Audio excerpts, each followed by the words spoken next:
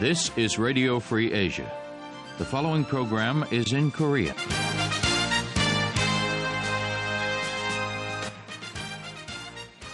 여러분 안녕하십니까? 미국의 수도 워싱턴에서 보내드리는 RFA 자유아시아 방송입니다.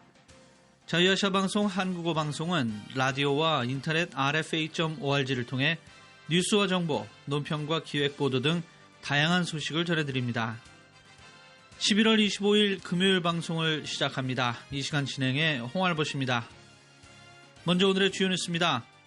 최근 북한에서 한국 드라마 오징어 게임을 시청한 학생들이 중형을 선고받았다는 보도에 대해 전 세계의 이목이 집중되고 있습니다. 전문가들은 북한이 한국 문화 유입을 완전히 차단하고 사상 통제에 나서는 것이라고 풀이했습니다. 라페엘 그로시 국제원자력기구 사무총장은 북한 내 강선과 평산에서 지속적인 핵 관련 활동 징후가 포착된다고 거듭 밝혔습니다. 탈북자 출신 재미 언론인이 북한에서 겪었던 자신의 경험담을 직접 그린 사파와 함께 풍자의 엮은 책이 발간돼 관심을 모으고 있습니다.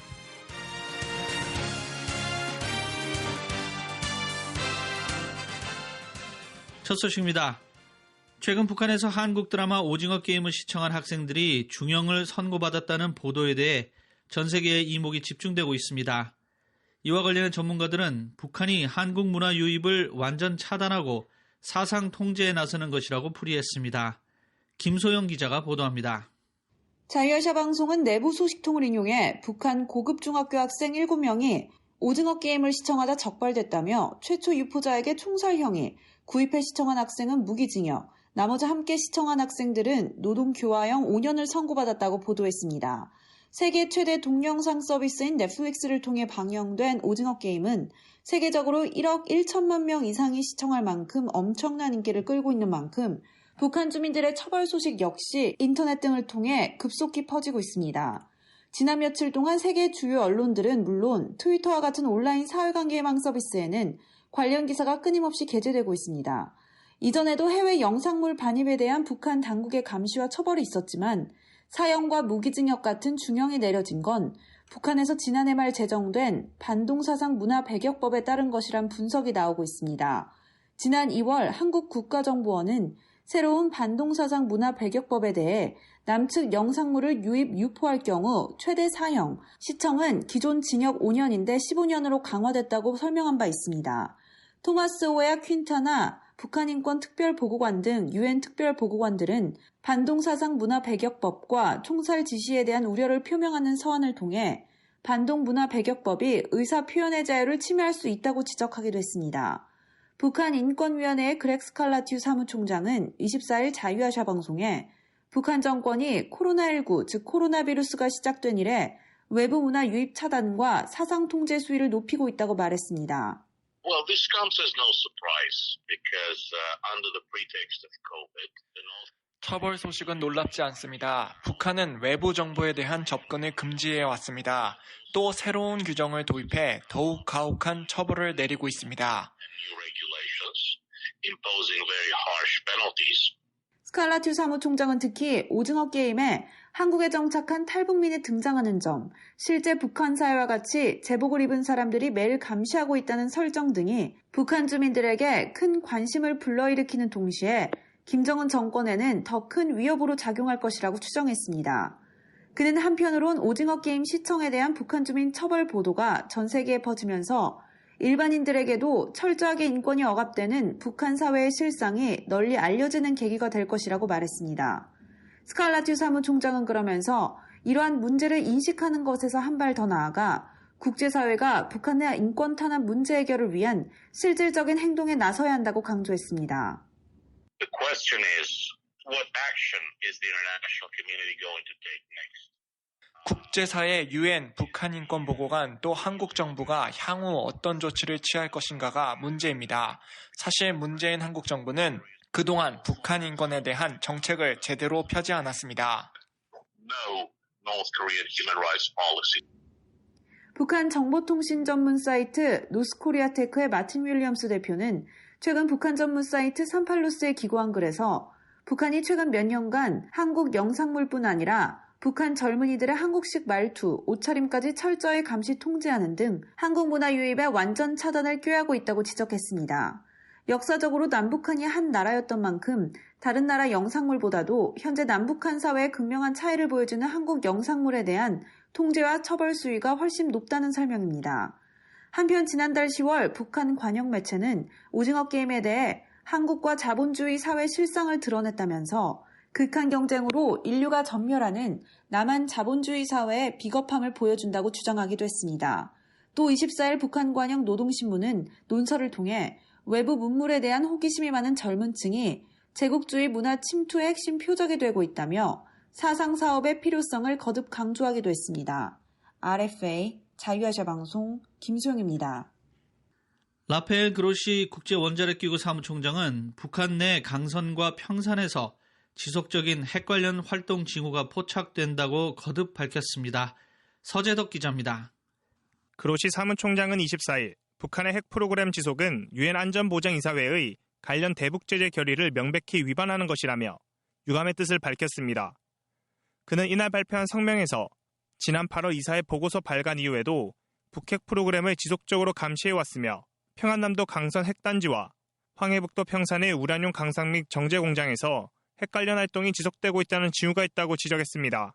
이와 함께 평안북도 연병 핵시설 내 5메가와트급 원자로도 가동 정황이 있다고 말했습니다.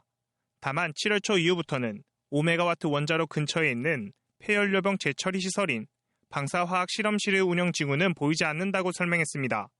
그로시 사무총장은 영변에서 원심분리기 시설의 부속 건물 건축을 포함해 새롭게 진행 중인 건설 움직임은 관찰되고 있지만 그 목적은 아직 확인되지 않았다고 말했습니다. 미국의 북한 전문 매체인 38로스도 지난달 6일 상업 위성 사진을 토대로 북한의 영변 우라늄 농축시설에서 건설 활동이 지속되고 있다고 분석한 바 있습니다. 그로시 사무총장은 북한이 안보리 결의를 철저히 준수하고 핵무기 전파 방지 조약, 즉 NPT의 안전조치 이행을 위해 협력하며 IAEA 감시단 부재 기간 발생한 문제를 해결해야 한다고 촉구했습니다. 또 IAEA는 북한의 핵 프로그램을 검증하는 데 필수적인 역할을 하기 위해 준비태세를 계속 유지하고 있다고 덧붙였습니다. 한편 유엔사나 포괄적 핵실험 금지 조약 기구의 로버트 플로이드 사무총장은 지난 23일 스위스 제네바 유엔 사무국에서 기자들과 만나 북한은 아직 CTBT, 즉 포괄적 핵실험 금지 조약에 서명하지 않았다면서 가장 최근까지 핵실험을 한 나라는 북한뿐이라고 지적했습니다. Post-1996, CTBT가 체결된 1996년 이후 핵실험을 실시한 나라는 북한과 인도, 파키스탄입니다. 인도와 파키스탄은 1998년에 핵실험을 했고 북한은 가장 최근 핵실험을 실시했습니다. 북한은 지난 2006년부터 2007년 사이 총 6차례에 걸쳐 핵실험을 실시한 바 있습니다. 지난 1996년 9월 채택된 포괄적 핵실험 금지 조약은 대기권과 외기권, 수중, 지하에서의 핵실험을 포괄적으로 금지하는 내용을 담고 있습니다. 북한은 CTBT에 서명 비준하지 않음으로써 이 조약의 발효를 막고 있는 8개국 가운데 하나입니다. RFA 자유아시아 방송 서재덕입니다. 북한 주재 러시아 대사관 직원 10여 명이 러시아로 돌아갔습니다. 코로나19 즉 신형 코로나 비루스 유입을 막기 위한 북한의 국경 봉쇄 여파로 분석됩니다. 이상민 기자가 보도합니다. 북한 주재 러시아 대사관은 24일 인터넷 사회관계망인 페이스북에 이날 북한 평양에서 기차를 타고 러시아로 돌아가는 대사관 직원들의 모습을 찍은 영상을 공개했습니다. 열차에 탄 러시아 대사관 직원들과 승강장에서 이들을 배웅하는 러시아 대사관 직원들은 서로 손을 흔들며 아쉬운 작별의 인사를 나눴습니다. 이와 관련해 미국의 북한 매체 NK뉴스는 이날 자체 소식통을 인용해 러시아 대사관 직원 10여 명이 이날 러시아로 돌아갔고 현재 대사관에는 알렉산드르 마초그라 북한 주재 대사를 비롯해 2명의 의견이 남아있다고 전했습니다. 이 매체는 이어 팔레스타인 대사도 곧 북한을 떠날 예정이라며 현재 북한에는 중국, 쿠바, 이집트, 라오스, 몽골리아, 러시아, 시리아, 베트남, 즉 웬남의 외교관들만 남아있다고 소개했습니다. 북한에서는 지난해 2월부터 북한 당국의 국경 봉쇄를 비롯 코로나19 방역 조치를 위해 도입한 일련의 조치들로 대사관 운영이 어렵게 되자 많은 국가들이 연달아 공간을 폐쇄하고 본국으로 돌아갔습니다. 유럽 국가들의 경우 지난 10월 문을 닫은 북한 주재 루마니아 대사관을 끝으로 모든 유럽 연합 국가들은 공관문을 닫고 북한에서 전원 철수했습니다. 러시아의 경우 지난 7월 90여 명의 러시아 외교관과 가족들이 북한을 떠났고 이번에 10여 명이 러시아로 돌아간 것입니다. 앞서 알렉산드로 마초거라 북한 주재 대사는 지난 2월 러시아 언론과의 인터뷰에서 북한의 국경 봉쇄가 길어지면서 생필품조차 구하기 어려워 대사관 직원들은 옷과 신발을 교환하며 자녀들에게 입히고 있고 큰 문제는 의약품이 부족한 것이라고 말한 바 있습니다. 이런 가운데 미국 외교 매체인 포린 폴리시는 지난 22일 유엔 안전보장이사회 산하 대북제재위원회 소속 전문가단의 내부 문건을 인용해 북한 내 외교관들이 대북제재와 북한 정권의 지나친 제한으로 활동에 어려움이 있다고 전했습니다. 보고서는 2011년 9월 북한 주재 러시아 대사관은 대북제재로 금융거래를 못해 모스크바와 베이징에서 직접 현금을 갖고 와 직원들에게 급여를 지급했고 일본 자동차 회사들이 차와 부품을 팔지 않아 어려움을 겪었다고 소개했습니다. 러시아는 이처럼 대북제재로 의도하지 않는 어려움이 북한 주민과 북한 주재 외교관들에게 있다고 주장했지만 당시 영국, 독일 등 서구 외교관들은 어려움을 완화하는 대안이 있고 이 어려움들은 불법적인 핵과 탄도미사일을 개발하는 북한 정권 때문이라고 반박했다고 설명했습니다. 또 북한 정권은 북한 내 외교관들이 북한 관리들과 접촉하는 것을 금지했고 북한 내 여행을 엄격히 제한해 대북 인도적 지원 사업 현장 방문도 북한 정부 관계자가 반드시 동행해야 하는 등 북한 주재 외교관들의 활동에 대한 제한이 심하다고 밝혔습니다. 한편 유엔 대북제재의 전문가단 관계자는 이 내부 문건 내용에 대한 자유아시아 방송이 논평 요청에 유출된 보고서 내용에 대해서는 언급할 수 없다고 답했습니다. RFA 자유아시아 방송 이상민입니다. 최근 한국의 산업 전반에 영향을 주고 있는 중국의 요소 수출 제한이 내년 북한의 농업 생산에도 영향을 미칠 수 있다는 분석이 나왔습니다. 이경아 기자가 보도합니다. 한국의 코트라 즉 대한무역투자진흥공사는 24일 중국 비료 수출 제한, 북중 교역에 미치는 영향이란 보고서를 공개하며 중국의 요소 수출 제한 조치가 내년 북한의 농업 생산에 지장을 줄 수 있다고 지적했습니다. 특히 보고서는 요소 등 비료 가격의 폭등세, 중국 정부의 수출 제한 조치가 2022년 상반기까지 지속될 경우 대북한 비료 수출의 감소로 인한 북한 농업 생산에 대한 부정적인 영향은 불가피할 것으로 예상된다고 밝혔습니다. 앞서 중국은 지난달 11일 요소수의 원료이자 농업용 비료로 쓰이는 요소에 대한 수출 전 검사를 의무화한 바 있습니다. 중국 해관청소에 따르면 별도 검역 검사 없이 수출이 가능했던 요소 칼륨 비료, 인삼 비료 등 29종의 비료 품목에 대해 반드시 중국 당국의 검역을 거치도록 했습니다.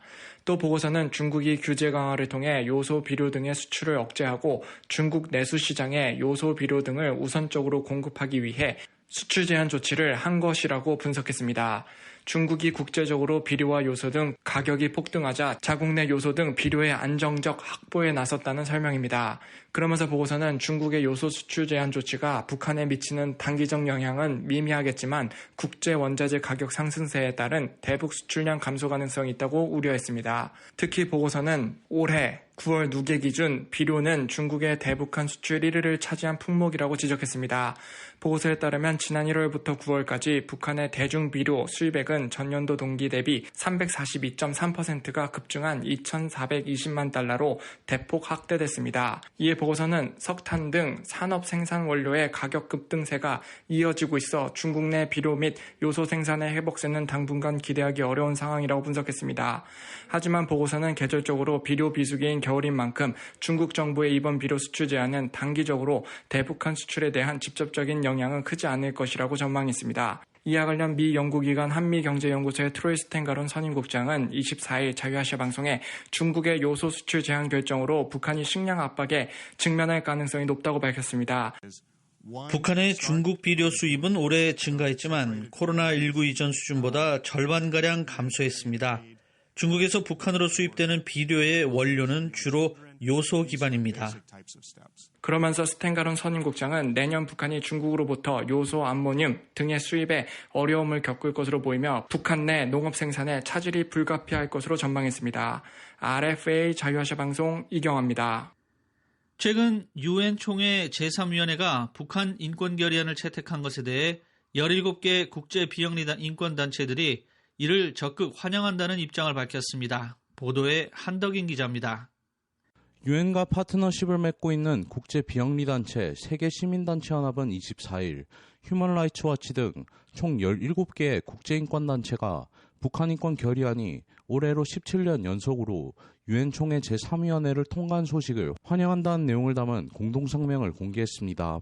이날 공동성명에 참여한 17개 단체들은 최근 제3위원회 회의에서 도출된 국제인권 관련 사안들에 대한 입장을 하나씩 전하면서 특히 북한과 관련해서는 북한인권 결의안이 전원동의로 채택됐다는 점을 환영한다며 이같이 밝혔습니다.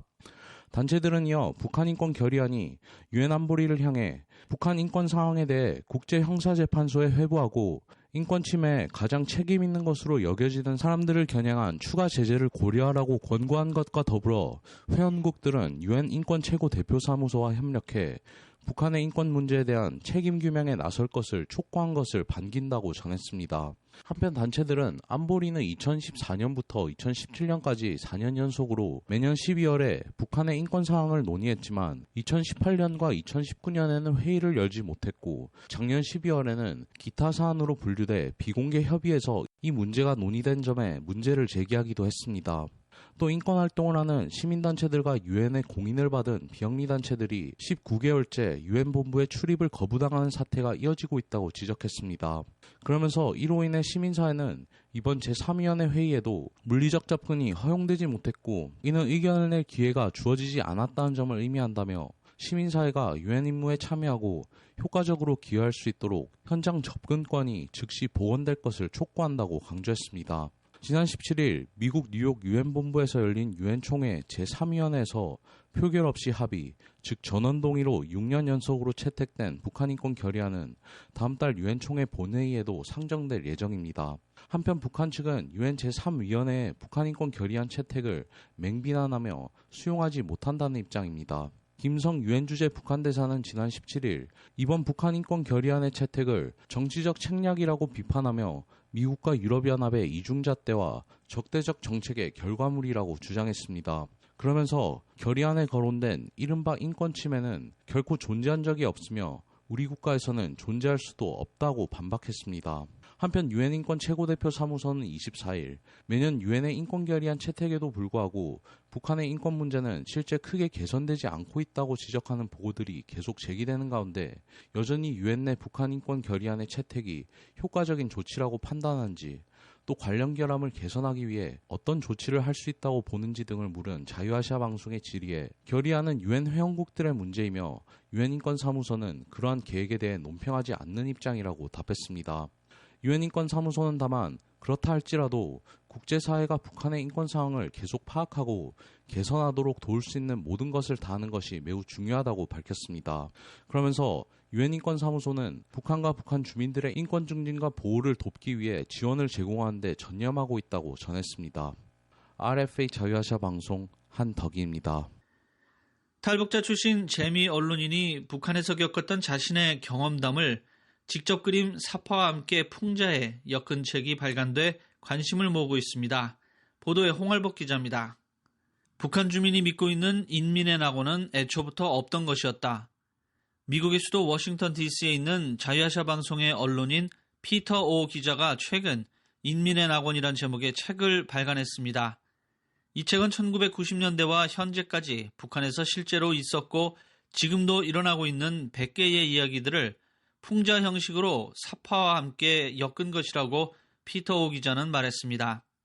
북한의 실상을 알리기 위해 내놓은 이 책의 사파는 모두 저자가 직접 그렸습니다. 불행한 일화들이 또 참 북한의 우스꽝스럽고 황당한 그런 일화들이 시간이 가면서 잊혀지는 것이 좀 아쉽다. 그래서 이런 것을 이제 시대와 역사 앞에 좀 남기는 것도 의미가 있겠다. 그런 의미에서 그는 수령이 잘못된 결정을 해도 무조건 따라야 하는 기계적인 삶을 사는 북한 주민들, 그리고 배고픔을 달래기 위해 상갓집 떡을 훔치는 한 남성의 이야기는 지금도 일어나고 있는 현실이라며 돌아보면 북한에서 일어나는 모든 일은 쓴웃음이 나오는 북한판 블랙 코미디라고 말했습니다. 책에 사파를 그려넣게 된 계기에 대해서는 북한 보위부의 재직 당시 삐라, 즉 한국에서 온 전단지를 소각하는데 우연히 김씨 일가를 비판하는 만화를 받고 그때 수령을 비판해서는 안 된다는 신념이 무너지면서 탈북까지 하게 됐다고 밝혔습니다. 그래서 북한 주민들이 이 책을 보면 우리가 이런 천국이라고 했는데 이런 정말 우스꽝스럽고 좀 황당한 사회에서 살았구나 하는 허탈, 모멸 이런 것들이 느껴지면 좀 더 이제 북한 주민들이 의식이 개진되는 그런 계기가 되지 않을까. 오 기자는 책을 판매해 모아지는 수익금 중 일부는 북한 내 정치범 수용소 등 구금시설에서 살다 숨진 이들을 기리는 단체에 기부하겠다고 덧붙였습니다. 한편 대북 지원 활동을 펼치고 있는 한국 비영리단체 선양하나의 윤상혁 대표가 13년간 가족과 북한에 살면서 경험한 삶과 감동의 이야기가 담긴 책 사랑으로 길을 내다도 최근 출간돼 눈길을 끌고 있습니다. RFA 자유아시아 방송 홍알보십니다. 영국 외무부는 올해 상반기 북한의 인권 상황에 개선된 점이 없었다는 평가를 내놨습니다. 서울에서 이정은 기자가 보도합니다. 영국 외무부가 현지 시간으로 23일 발표한 인권 우선국 2021년 상반기 장관 성명 보고서. 영국 외무부는 보고서에서 2021년 1월에서 6월까지 북한 내에선 광범위하고 조직적인 인권 침해가 지속됐다며 북한 인권 상황에 개선이 없었다고 평가했습니다. 그러면서 북한 당국이 지난해 초 코로나19, 즉 신형 코로나 비루스에 대한 대응으로 국경을 봉쇄한 이래 영국은 북한 주민들의 곤경이 악화됐을 것을 우려해왔다고 밝혔습니다.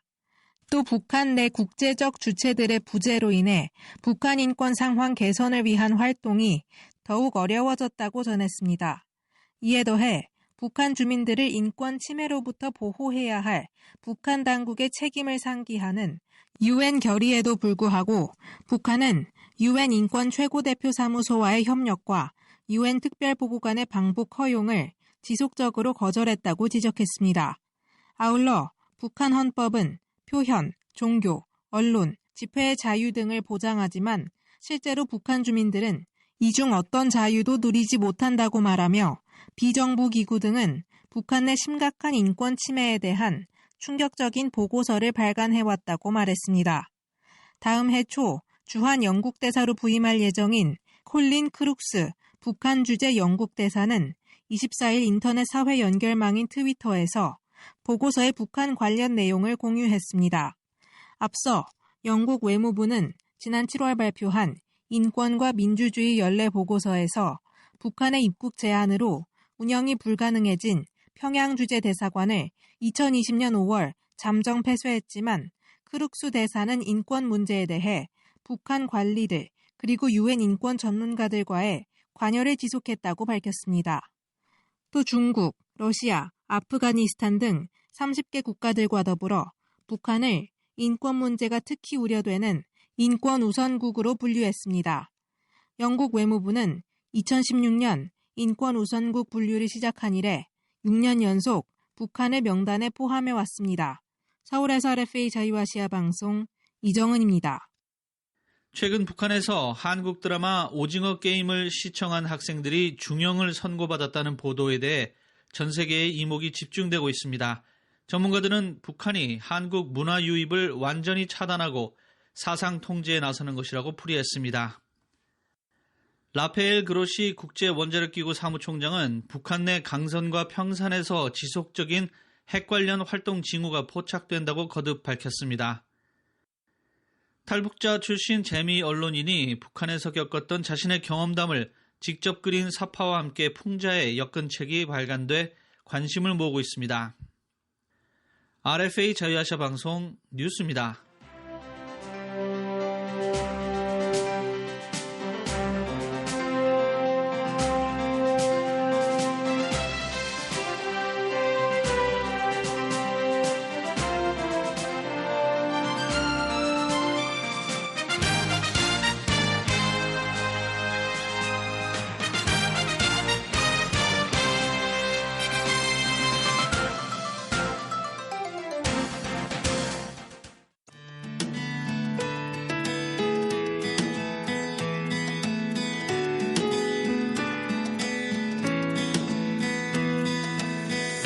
RFA 자유아시아 방송은 새벽, 아침, 그리고 저녁 2차례 등 모두 하루 4차례 방송합니다. 새벽 방송은 자정부터 새벽 4시까지 들으실 수 있습니다. 자정부터 2시까지는 중파 1188kHz, 단파 9985, 11510, 11550kHz로 2시부터 4시까지는 중파 1188kHz, 단파 9985, 11550kHz로 청취하실 수 있습니다.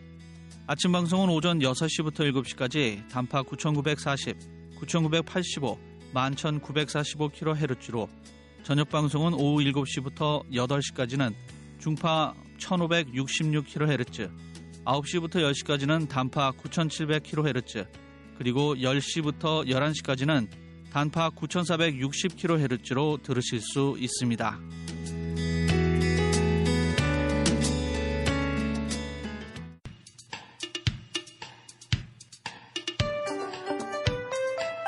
이런 말 아세요? 영희 씨, 지난주 유럽 출장 중에 우리 회사와 컨소시엄, 즉 협력 관계에 있는 영국의 한 회사로부터 정말 많은 도움을 받았어요. 그랬군요. 영국의 회사 직원들도 한국 방문할 때 저에게 연락해서 서로 상부상조하는 거죠. 그렇군요. 역시 이렇게 우리 회사와 또 해외에 컨소시엄이 있는 회사가 있으니까 참 편하게 업무를 본 것 같아요. 우리 회사도 여러 외국의 회사들과 컨소시엄, 즉 협력업체가 많아서 지금은 해외 출장일 보기가 쉬울 거예요. 이젠 해외 어디를 가든 영희 씨에게 부탁해서 협력업체의 도움을 받겠습니다. 그래요. 언제든지요. 우리 모두 회사가 성장하도록 힘씁시다. 백과사전 위키백과의 컨소시엄의 영어 낱말은 라틴어로 동반자 관계와 협력, 동지를 의미한다고 설명하고 있습니다. 그러니까 국내외 회사끼리 서로 간 협력 관계를 맺어 서로의 이익을 꾀한다고 생각하시면 됩니다. 영희 씨, 지난주 유럽 출장 중에 우리 회사와 컨소시엄, 즉 협력 관계에 있는 영국의 한 회사로부터 정말 많은 도움을 받았어요. 그랬군요. 영국의 회사 직원들도 한국 방문할 때 저에게 연락해서 서로 상부상조하는 거죠. 그렇군요. 역시 이렇게 우리 회사와 또 해외에 컨소시엄이 있는 회사가 있으니까 참 편하게 업무를 본 것 같아요. 우리 회사도 여러 외국의 회사들과 컨소시엄, 즉 협력업체가 많아서 지금은 해외 출장일 보기가 쉬울 거예요. 이런 말 아세요? 컨소시엄 편 이연기입니다.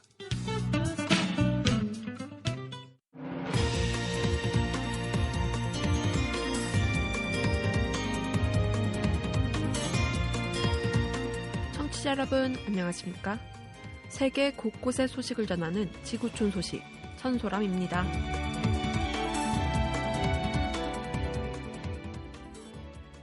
미국 블룸버그 통신은 한국을 포함한 7개 나라가 변덕스러운 코로나19에 맞서 꾸준한 안정세를 보였다고 밝히며 이들을 코로나19 방역 우수국가로 평가했습니다.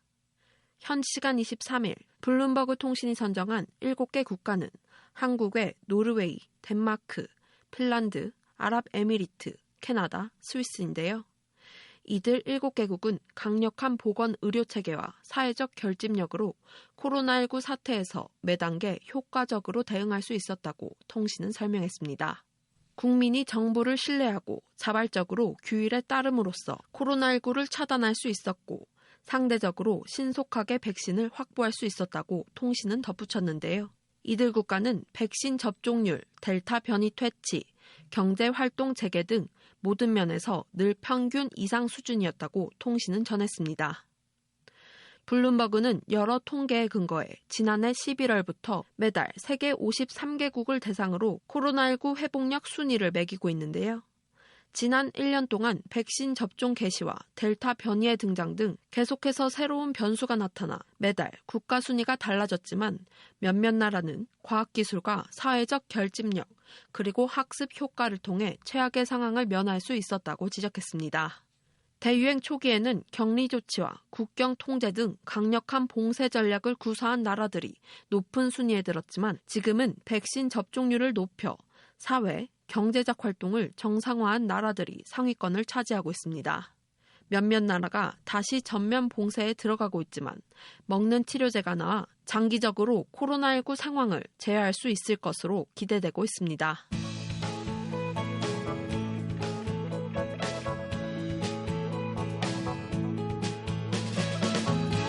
최근 터키와 카자흐스탄, 아제르바이잔, 우즈베키스탄, 키르기스스탄 등으로 구성된 투르크여 사용국 기구가 출범하자 중국이 바짝 긴장하고 있습니다.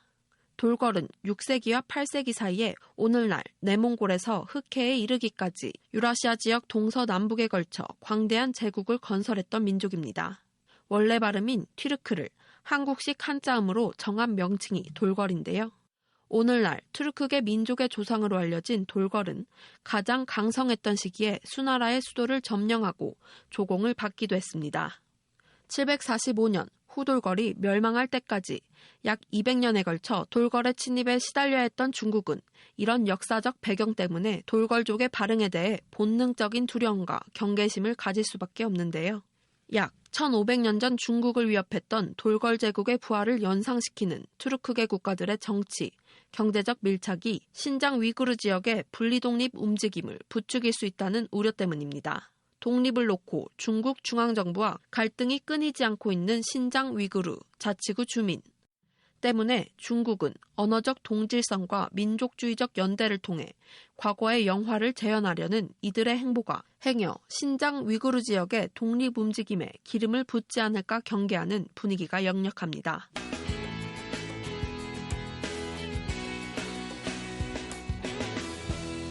커피가 인지기능 저하를 막아 치매 예방에 도움이 될 수 있다는 연구 결과가 나왔습니다.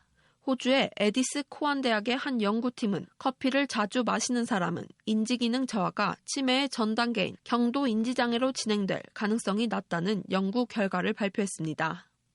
이는 남녀 200여 명을 대상으로 126개월에 걸쳐 진행한 연구 결과인데요.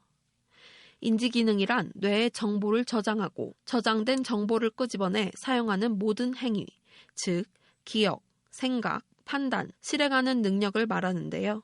커피를 자주 마시는 사람은 치매를 일으키는 원인 중 하나인 뇌신경세포의 비정상 단백질의 형성 속도가 느린 것으로 나타났습니다. 추가 연구가 필요하겠지만 이 연구 결과는 커피가 치매 발생을 지연시키는데 도움이 될 수 있음을 시사하고 있다고 말하며 커피와 뇌 기능 사이의 관계는 추적 연구할 만한 가치가 있다고 연구팀은 강조했습니다. 지구촌 소식 천소람이었습니다.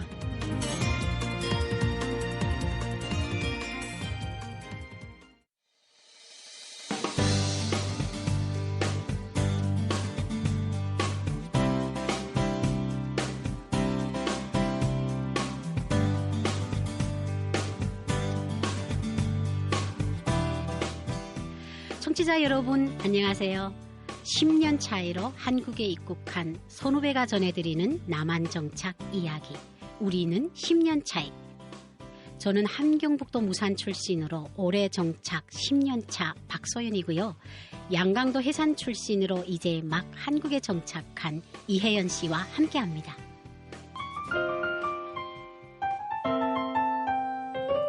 우리는 10년 차이. 기쁜 우리 첫 로임.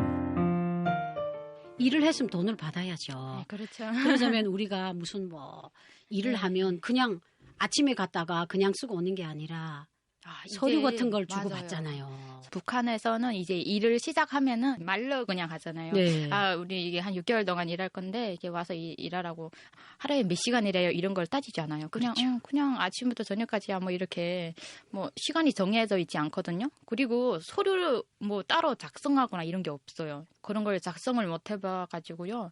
진짜 처음에는 많이 생소하더라고요. 계약서는 또 뭐야.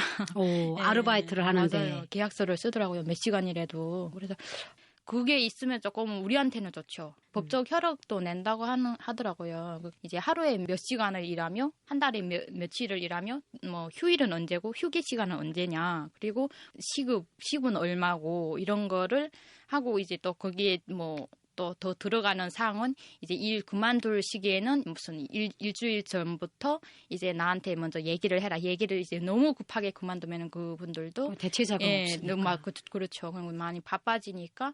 그래서 사장님도 아시거든요. 제가 저기 북한에서 왔다고. 그래서 계약서는 이렇게 쓰는 거예요 하면서 이제 비워주시는 거예요. 다른 데가 이제 가서 일을 할 때도 이런 식으로 쓰고 필요한 서류들이 또 있더라고요. 이제 어떤 서류요? 뭐 이제 보건증을 반찬 가게니까 맞아요. 내가 건강하다는 걸 병원에서 맞아요. 확인을 해주는. 북한 같았으면 보건증이 뭐예요? 보건증 난생 처음 들어봤죠. 그렇죠. 네, 식당이라도 뭐 보건증 같은 건 필요 없잖아요. 보건증은 왜 요구하지? 이번에 가서 보건증을 떼면서 보니까 다른 사람들한테 이제 병을 옮길 수 있는 그런 전염병 같은 병이 없나 그런 거를 검사를 하더라고요. 그래서 뭐 3가지를 짚을 수 있는데 뭐 장티부스, 뭐 결핵, 그리고 뭐 피부염 뭐 이런 것도 있더라고요. 진짜 많이 중요했었구나 이게. 다행히도 나왔는데 이제 문자가 딱 온 거예요. 보건증이 발급되었습니다. 딱 문자가 온 거예요. 진짜 건강합니다. 건강하구나. 네. 그래도 처음에 월급을 이제 며칠 일한 거를 월급이 들어왔거든요. 참 또 뭐 노동을 해서 번 돈이니까 참 뿌듯하더라고요. 그래도 또 내가 벌었지만 가서 깍듯이 또 사장님 월급 들어왔어요. 잘 쓰겠습니다. 또 인사를 하고. 예. 저는 용기가 없었던 것 같아요. 10년 전에. 근데 그 용기의 바탕에 좀 여러 가지가 있을 수 있어요. 혜연 씨는 20대잖아요. 저는 30대 후반에 왔단 말이에요. 고깃집 알바를 3개월 하고 그만두고 그다음부터 이제 혜연 씨처럼 계속 그런 알바 자리가 있는 그런 걸 찾아봤는데 그 밑에 전화가 있어요. 그래 저는 혜연 씨처럼 전화를 했어요. 네네. 그랬더니 그 담당자가 이메일로 보내주세요. 전자 우편함으로 보내달래요. 네네. 전화를 하지 말래요. 그다음에 두 번째로 제가 찾았던 자리가 커피숍 있잖아요. 네네. 그 얼마나 이상적이에요. 해가 잘 돌아가야 될 거 같은데. 네, 왜냐면 이제 그냥 커피면 되겠는데 아이스 아메리카노, 카페 라떼, 카라멜 마키아토 뭐 이런 게 있잖아요. 맞아요. 지금은 입에 착착 붙는데 커피숍의 아르바이트생은 29살까지 뽑더라고요. 38살은 커피를 못 날라요? 어떡해. 네, 근데 이제 거기에다가 29세까지라고 쓴 거예요. 가슴에 붉은 피가 끓어요. 어떻게 할 것인가. 그래서 계속 고민을 하다가 북한에서 말하면요. 오그랑수를 쓴 거죠. 네. 그래가지고 정말 예쁘게 하고 화장을 딱 예쁘게 하고 그 커피숍 앞에까지 가서 전화를 한 거예요. 그러니까 그 담당자분이 이메일로 보내주세요. 제가 일이 있어서 시내로 나왔는데 마침 여기 앞이네요 하니까 그럼 들어오세요. 그다음 속으로 딱 걸려들었구나. 그래 그 대표님이 자리에 앉아 기다리라고 이러더니 커피를 한 잔을 이렇게 가져다 주는 거예요. 근데 저는 그때 당시 내 돈으로 그렇게 비싼 커피를 못 사 먹을 때인데 그다음부터 이제 어떡하지 막 이렇게 심장이 떨렸어요. 네. 그래서 말을 2마디 딱 시키더니 어디서 오셨어요? 북한에서 왔습니다. 이렇게 된 거예요. 근데 그 사장님이 한 10초를 말을 못하고 이렇게 가만히 계시더니 잘 오셨습니다. 이러는 거예요. 그다음부터 그 긴장감이 싹 풀려가지고 저는 정말 성실하게 일할 수 있고 막 이런데 예전에 몇 년 전에 이 커피숍에서 탈북 출신 대학생이 일했는데 그렇게 아르바이트를 잘했대요. 그러니까 북한 탈북민에 대한 인식이 너무 좋은 거예요. 그랬더니 대표님이 내일부터 출근하실 수 있어요. 다행이다. 아싸라. 그래가지고 그때는 어떻게 착각한 줄 아세요? 내 곱게 생겨서 그랬구나. 그게 아니었는데. 예모에 대한 자신감은 진짜 궁금한 것 같아요. 예, 그러니까 북한 사람들이 좀 그런 게 있잖아요. 한국 분들은 예쁘세요 하면 아니에요 하는데 옛날부터 예뻤습니다 이렇게 지금도 그렇게 얘기하거든요. 그러니까 그때는 근데 너무 좋은 거예요. 그래서 저는 그게 마지막 아르바이트였어요. 거기서 일을 하다가 이렇게 직장에 채용이 돼서 갔는데 지금도 9년 전 했던 그 커피숍 아르바이트 너무 행복해요. 돈도 벌겠지만 내가 일이 즐거워야 하잖아요. 네. 저도 그동안 그래도 하면서 그렇게 지겨웠던 적은 없었던 것 같습니다. 사람들과 소통하고 서로 그러는 게 너무 좋았고 또 소통을 하면서 한국 문화에 대해서도 좀 알게 됐고 너무 다른 게 너무 많구나. 맞아요. 이제 즐겁게 하셨다고 했잖아요. 네. 근데 사실 일이라는 거는 내가 어떤 생각을 하는가에 따라 즐거울 수도 있고 지옥이 될 수도 있는 게 북한에서 일할 때는 어차피 무보수잖아요. 내가 하루 종일 나가 길 닦기 해도 땡전도 안 주잖아요. 그러니까 이게 언제 끝나니? 힘들어 못 살겠다. 이러면서 항상 불만을 가지고 이래가지고 늘 늘 힘들었어요. 그래 이렇게 그 집단주의 일이라는 게 있잖아요. 눈치를 보고. 네, 맞아요. 네, 가운데 쫙 짬에 끼어가지고 항상 북한에 있을 땐 그렇게 했는데 한국에 오니까 그게 아닌 거예요. 내가 일을 하려면 내 몫을 무조건 해야 되는 거예요. 그리고 지금은 돈을 받는 것만큼 보수가 있으니까. 그렇죠. 네. 책임감이 따르고 내가 딴따라를 피우는 게 너무 표가 나는 거예요. 그래서 그렇죠. 저도 커피숍에 갔는데 일이 그렇게 낭만적이진 않아요. 왜냐하면 커피도 이름이 너무 많은 거예요. 뭐 달달한 거 넣으면 또 이제 카페 라떼 뭐 이렇게 해서 있는데 아이스 아메리카노 얼음덩이 들어간 거 뭐 이래가지고 그걸 나만 알아볼 수 있게 써가지고 처음이 너무 힘들었는데 어쩔 수 없어요. 처음에는 진짜. 예, 그래가지고 이제 주문을 받을 때면 자꾸 이제 그 팀장이 경험을 하라고 받으란 거예요. 포스 앞에서 걔한테 사람을 못 봤어요. 그럼 이제 주문이 막 늦으면 얼굴이 막 빨갛게 막 이렇게 달아올라가지고 눈물이 막 떨어질 것 같은 그런 순간이 분명히 있었어요. 그런 느낌이 그땐 알죠, 즐겁지가 않았는데 그 순간을 딱 넘기니까 내가 외국인을 마주보고도 아이스 아메리카노 예스 하고 딱 그 사람이 눈을 마주보는데 너무 행복한 거야. 야, 내 외국 사람이라 말을 했다. 막 이런 것들이. 그래서 그런 것들을 경험하면서 보니까 아르바이트라는 게 어떻게 보면 인생에서 내가 경험할 수 있는 밑바탕이 되는 그런 시간이었던 것 같아요. 맞아요.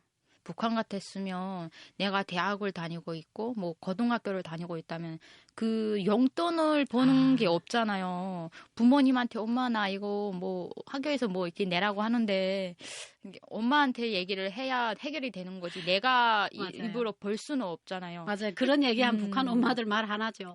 니 나가 벌어라 이런 벌어라 하는데 벌 데가 없어요.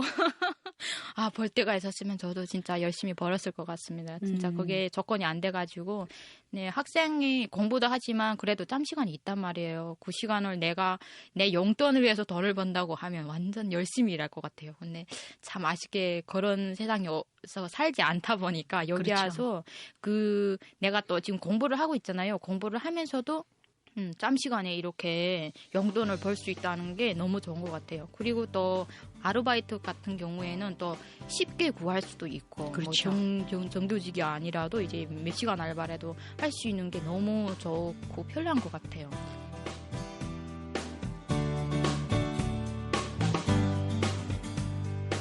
일을 하고 그에 합당한 대가를 받는 즐거움. 그것이 없는 사회에서 태어나 살아왔기에 이 감정이 우리에겐 더 크고 소중하게 느껴지는 것 같습니다. 저희의 이런 마음 청취자 여러분도 잘 아시겠죠? 탈북 선후배가 나누는 남한 정착 이야기 우리는 10년 차이. 저와 혜연 씨의 아르바이트 도전기는 다음 시간에도 이어집니다. 지금까지 진행의 박서연, 이혜연, 제작의 서울지국이었습니다.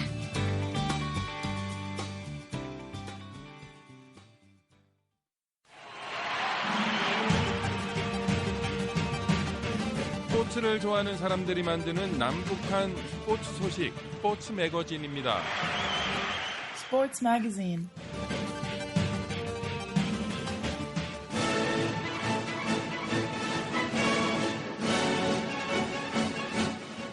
북한에 계신 자유아시아 방송 청취자 여러분 안녕하십니까? 여기는 미국의 수도 워싱턴입니다. 지금부터 그 어떤 방송에서도 들을 수 없었던 북한 청취자들만을 위한 최신 스포츠 소식을 전해드립니다. 스포츠를 사랑하는 저는 김진국입니다.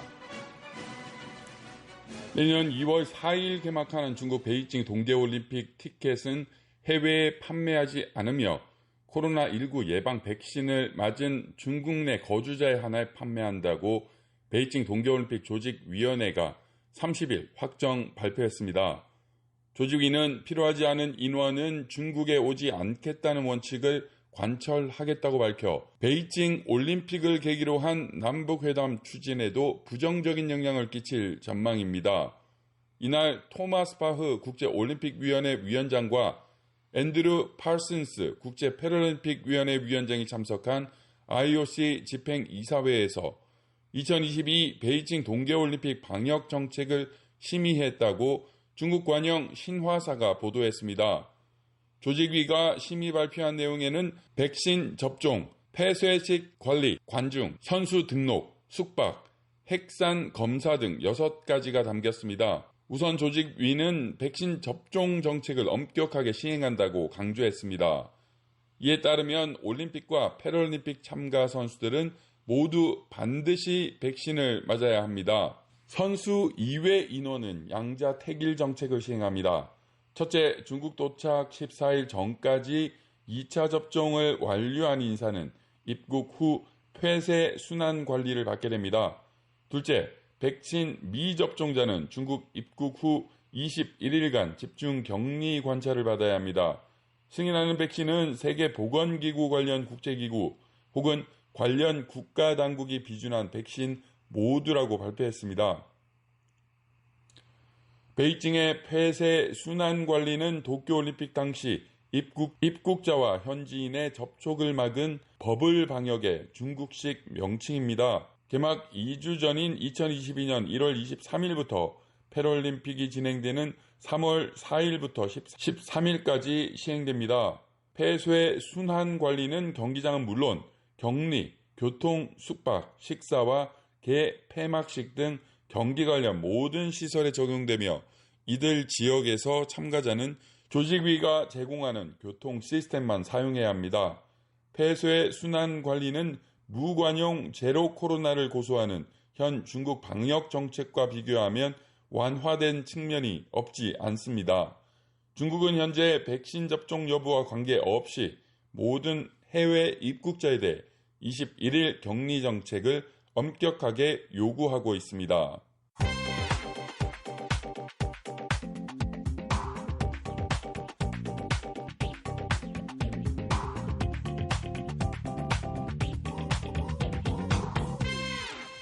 IPC, 즉 국제패럴림픽위원회는 오는 3월 개최될 2022 베이징 동계올림픽, 즉 장애인 올림픽에 최대 50여 개국이 참가할 것이라며 북한도 여전히 참가할 수 있다고 거듭 밝혔습니다. 자유아시아 방송의 2021년 11월 18일 보도입니다. 캐나다 몬트리올에 위치한 세계 반도핑기구는 23일 도핑검사 위반 전례가 있는 북한의 평창 동계올림픽 참가 가능 여부를 묻는 자유아시아 방송의 질문에 북한은 참가를 원할 시 선수들의 도핑검사를 통해 참가가 가능하다는 입장을 밝혔습니다. 또한 북한 선수들이 2018 평창 동계올림픽에 참가하게 되면 국제 기준에 맞는 엄격한 도핑 검사를 받게 될 것이라고 말했습니다. 러시아와는 다르게 북한은 평창 동계올림픽 참가 의사를 밝히시 선수들의 도핑 검사를 통해 참가가 가능하다는 게 이 기구의 설명입니다. 현재 러시아의 경우 세계 도핑기구의 징계 유지 결정으로 국제올림픽위원회가 내달 5일 스위스 로잔에서 집행위원회를 열어 세계 도핑기구의 보고를 받은 후 러시아의 평창올림픽 출전 허용 여부를 결정할 예정입니다. 이와 관련 매기 듀랜드 세계 반도핑기구 대변인은 지난 23일 자유아시아 방송에 북한 반도핑기구와 국제올림픽 동계스포츠연맹이 평창 동계올림픽에 참가할 북한 선수들에 대한 도핑 검사를 실시할 책임이 있다며 이같이 밝혔습니다. 또 듀랜드 대변인은 북한 선수들은 다른 나라의 선수들과 동일한 반도핑 프로그램을 적용받는다며 올림픽 게임의 반도핑 프로그램은 국제올림픽위원회의 책임하에 있다고 설명했습니다. 그러면서 듀랜드 대변인은 아직까지 북한이 2018 평창 동계올림픽 참가 의사를 밝히지는 않은 상태라고 말했습니다. 앞서 북한은 2011 독일 여자 월드컵 대회 본선에 참가한 축구 선수 정복심 등 5명이 도핑 검사에서 양성 반응이 나타났고 훈련 도중 벼락을 맞았던 일부 선수들이 사양노루 원료가 들어간 한약을 먹었다고 당시 해명한 바 있습니다. 또 북한은 2008년 베이징 올림픽에 출전한 사격의 김정수, 2014년 카자흐스탄 세계 역도 선수권 대회에 출전한 김은주와 리정아 등이 도핑 검사에서 양성 반응을 보이기도 했습니다. 북한의 역도 영웅으로 노력 영웅 칭호를 받은 김은국은 2015년 11월 미국에서 열린 세계 역도 선수권 대회 62kg급에서 종합 2위에 올랐지만 도핑 검사에서 양성 반응이 나오면서 자격 정지와 메달 박탈이라는 불명예를 안았습니다. RFA 자유아시아 방송 이경아입니다.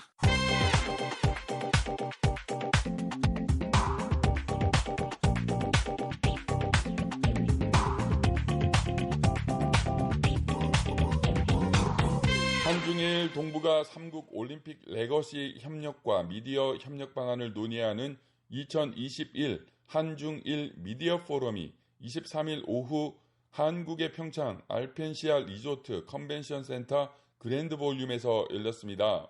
올해 2회를 맞은 2021 한중일 미디어 포럼에는 강원도민일보를 비롯해 중국인민일보, 인민망, 일본 아사히 신문 등 동북 3국 올림픽 개최지를 대표하는 미디어가 참가했습니다. 이날 한중일 미디어 관련자들은 온 오프라인으로 접속해 올림픽 역사상 최초로 완성된 동북아 3국 올림픽 레거시를 공유하며 미디어 협업 방안을 모색했습니다.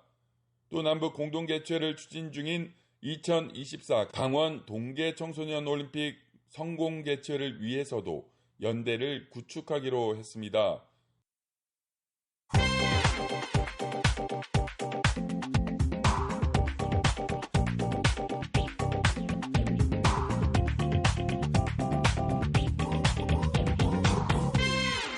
2022 여자농구 월드컵 조추첨이 확정됐습니다. 대한민국은 호주, 세르비아, 브라질과 예선에서 맞붙습니다. 2022 FIBA 여자농구 월드컵 장소는 세르비아 베오그라드입니다. 호주는 세계 랭킹 3위를 기록하고 있습니다. 또한 2021 아시안컵 3, 4위전에서 대한민국을 58대 88로 꺾었습니다. 세르비아는 세계 랭킹 9위를 기록 중입니다.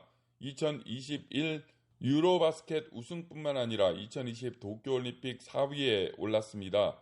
브라질은 세계 랭킹 14위입니다. 2021 아메리카컵 3위를 기록했습니다. 2014 여자농구 월드컵 이후 8년 만에 출전합니다. 2022 여자농구 월드컵은 2022년 2월 10일부터 13일까지 열릴 예정입니다. 세르비아 베오그라드뿐만 아니라 일본 오사카, 미국 워싱턴에서 개최됩니다. 인도에서 개최되는 2022 여자 아시안컵에는 개최국 인도와 직전대회 1위에서 3위인 일본, 호주, 중국 등 4개 나라가 우선적으로 본선 티켓을 확보했습니다.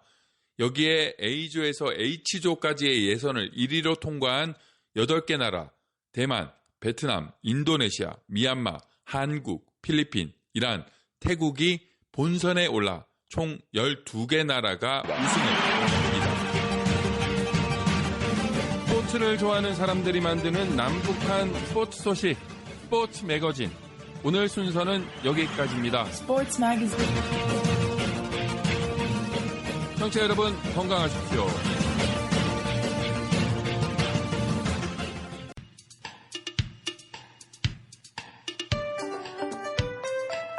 이런 말 아세요? 영희 씨, 오늘 컨디션이 좋아 보이는데요? 요즘 운동하시는 거예요? 맞아요. 매일 운동하고 있어요. 요즘 코로나19랑 또 날씨가 추워져서 집에서 30분씩 운동하고 있거든요. 국민체조부터 시작해서 근력 운동하니까 요즘 컨디션이 아주 좋아요. 그래요. 운동 열심히 하신다니 참 보기 좋네요. 저도 매일은 아니지만 가까운 산책길에서 달리기로 건강을 유지하고 있어요. 네, 운동도 꾸준 마음 갖고 매일 실행하는 게 아주 중요한 것 같아요. 우리 회사 직원들도 열심히 운동한다고 들었습니다. 맞아요. 건강관리 잘해서 우리 건강하고 즐겁고 행복하게 살자고요. 백과사전 위키백과의 컨디션이란 말은 몸의 건강이나 기분 따위의 상태를 말한다고 설명하고 있습니다. 그래서 오늘 컨디션이 좋다고 한다면 건강 상태나 기분이 좋다고 말하는 겁니다. 영희 씨, 오늘 컨디션이 좋아 보이는데요? 요즘 운동하시는 거예요?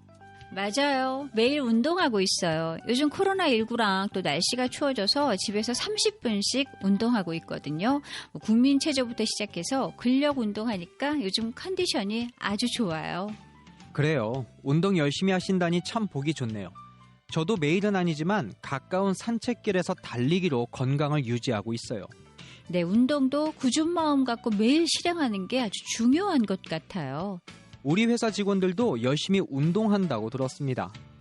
맞아요. 건강관리 잘해서 우리 건강하고 즐겁고 행복하게 살자고요.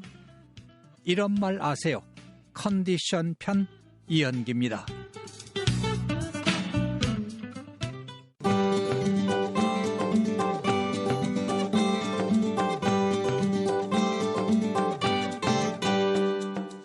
RFA 자유아시아 방송은 새벽과 아침 그리고 저녁 2차례 등 모두 하루 4차례 방송합니다. 새벽 방송은 자정부터 새벽 4시까지 들으실 수 있습니다. 자정부터 2시까지는 중파 1188kHz, 단파 9985, 11510, 11550kHz로 2시부터 4시까지는 중파 1188kHz, 단파 9985, 11550kHz로 청취하실 수 있습니다.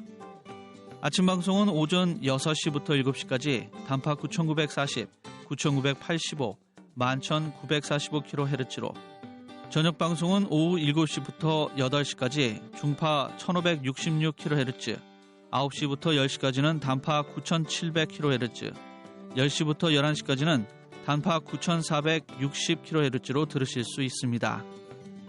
여러분의 의견이나 청취 소감을 이메일, 즉 전자우편과 팩스로 보내실 수 있습니다.